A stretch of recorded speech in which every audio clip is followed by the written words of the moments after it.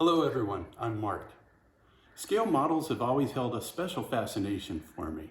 Since my current job includes safety aspects, I decided to include mini fire extinguishers on some of my scale models to protect them.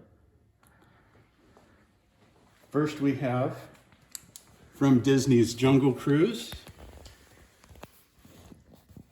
little fire extinguisher in the back.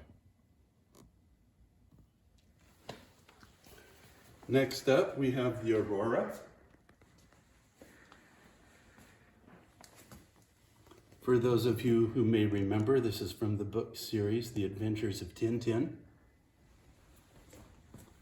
And finally, we have the USS Michigan, which is a hybrid naval ship.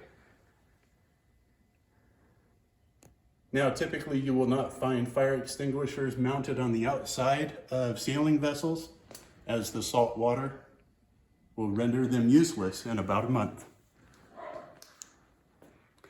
Thanks everyone. Thanks for watching.